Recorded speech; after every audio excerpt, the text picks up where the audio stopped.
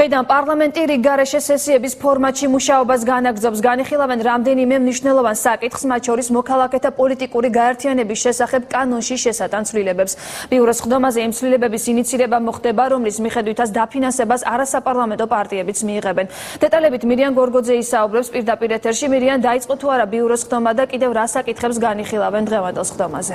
მოქალაქეთა პოლიტიკური გაერთიანების შესახებ კანონში შესატანი ცვლილებების ინიცირება სწორედ დღევანდელ ბიუროს ხდომაზე მოხდება ოფიციალურად. ამ ცვლილებების მიხედვით შეგახსენებთ, რომ პოლიტიკური პარტიების დაფინანსების ახალი მოდელი ჩამოყალიბდება, უფრო კონკრეტულად კი საბაზისო, ანუ დღევანდელი მოქმედი კანონმდებლობით არსებული 150.000-იანი დაფინანსება იზრდება და 300.000 ლარამდე გაიზრდება საბაზისო დაფინანსება. საქართველოში მყოფ 14 კვალიფიციურ სუბიექტს, ასევე წელიწადში 300.000 ლარი ემატება პარტიას, რომელმაც საარჩევნო ბარიერი გადალახა და პარლამენტში ფრაქცია შექმნა. ასევე მნიშვნელოვანია, რომ მოქმედი კანონმდებლობით საარჩევნო სუბიექტი, რომელმაც უკანასკნელ საპარლამენტო არჩევნებში 8%-იანი ბარიერი გადალახა, ხოლო ადგილობრივი თვითმმართველობის არჩევნებში 6%-იანი ბარიერი საბაზისოდ იღებს 300.000 ლარს. ეს დაფინანსებაც ორმაგდება და ხდება 600.000 ლარი და ამ ცვლილებებით კიდევ ერთ-ერთი მნიშვნელოვანი საკითხი გვარდება, ანუ არასაპარლამენტო პარტიები, საუბარია 7 პარტიაზე, ერთჯერადად 150.000 ლარს მიიღებენ. საპარლამენტო უმრავლესობის წარმომადგენლები დადებითად აფასებენ საარჩევნო კანონმდებლობაში დაგეგმილ ცვლილებებს.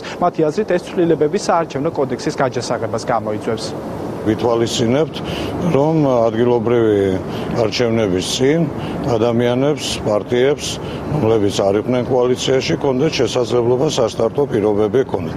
პირველად შემოგვაქვს ჩვენ სწორედ ეს ერთჯერადი დაფინანსების მიდგომა.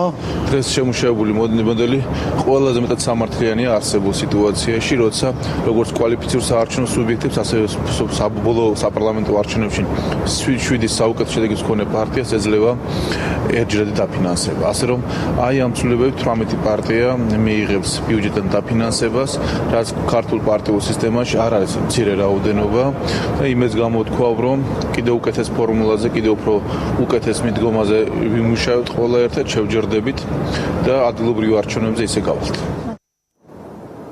მიმდინარე კვირაში გასამართ ხდომებზე უნდა მოხდეს ასევე განხილვა კანონპროექტისა საახსრულებო წარმოებათა შესახებ კანონშესატანი ცვლილებისა. მე შეგახსენებთ, ეს არის ეგრეთ წოდებული იპოთეკარებთან დაკავშირებული კანონპროექტი, რომლის მოსმენა და კენჭისყრა პარლამენტში უკვე პირველი მოსმენით შედგა, თუმცა პირველი მოსმენით კანონპროექტის განხილვის შემდეგ გარკვეული დაპირისპირება გამოიწვია ამ კანონპროექტის მიღებამ, როგორც საბანკო სექტორის მხრიდან, ასევე არსებული ხელისუფლების მხრიდან და ამის შემდეგ კანონპროექტის განხილვა შეჩერდა. მნიშვნელოვანია ვთქვათ, რომ კანონპროექტის განხილვა შეჩერდა ამ მომენტამდე საპარლამენტო უმრავლესობის წევრმა ეკაბესელიამ ჩვენთან საუბარში განაცხადა, რომ ამ წუთამდე მიმდინარეობს კონსულტაციები სხვადასხვა მხარესთან და უნდა იყოს მიღებული ისეთი გადაწყვეტილება, რომ ყველა მხარის პოზიციები იყოს გაზიარებული, თუმცა მნიშვნელოვანია აღვნიშნოთ, რომ ამ დრომდე ჯერჯერობით არ არის გადაწყვეტილი ოფიციალურად გავა თუ არა მიმდინარე კვირაში გასამართ რიგგარეშე პლენარულ ხდომებზე საახსრულებო წარმოებათა შესახებ კანონპროექტი განსახილველად.